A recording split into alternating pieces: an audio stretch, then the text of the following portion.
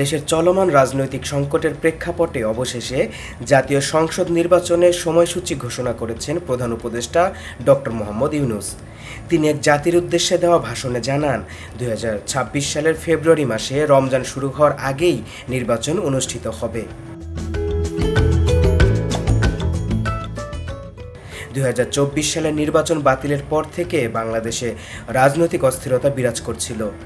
এক বছরের বেশি সময় ধরে অন্তর্বর্তীকালীন সরকার ক্ষমতায় রয়েছে, যার নেতৃত্বে রয়েছেন শান্তিতে নোবেলজয়ী অধ্যাপক ডক্টর মোহাম্মদ ইউনূস।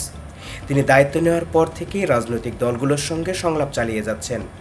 আগে অনুমান করা হচ্ছিল নির্বাচন হতে পারে ২০২৬ সালের এপ্রিল বা জুনে, তবে সর্বশেষ আলোচনার ভিত্তিতে তা এগিয়ে আনা হয়েছে ফেব্রুয়ারিতে, যাতে রমজানের আগে ভোট গ্রহণ সম্পন্ন করা যায়।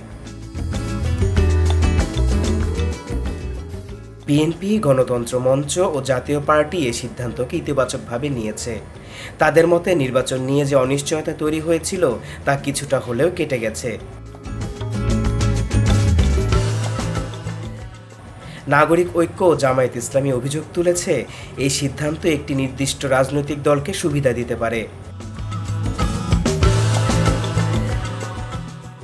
বাংলাদেশ কমিউনিস্ট পার্টি সিপিবি এবং কিছু বাম দল বলছে, নির্বাচন আয়োজনের আগে সংবিধান সংশোধন, নির্বাচনী ব্যবস্থার সংস্কার এবং নিরপেক্ষ প্রশাসনিক কাঠামো গঠনের বিষয়টি নিশ্চিত করতে হবে। প্রধান উপদেষ্টার অফিস থেকে জানানো হয়, নির্বাচন আয়োজনের বিষয়ে নির্বাচন কমিশনকে আনুষ্ঠানিক চিঠি দেওয়া হয়েছে। কমিশন ভোটের নির্ধারিত তারিখ, তফসিল এবং প্রক্রিয়া খুব শিগগির ঘোষণা করবে বলে ধারণা করা হচ্ছে। নির্বাচনের এই ঘোষণাকে কেউ কেউ স্বাগত জানালেও বিশ্লেষকরা বলছেন, সময় ঘোষণার পাশাপাশি বাস্তবায়নযোগ্য রোডম্যাপ, আইন সংশোধন এবং সব দলের অংশগ্রহণ নিশ্চিত করা এখন সবচেয়ে বড় চ্যালেঞ্জ।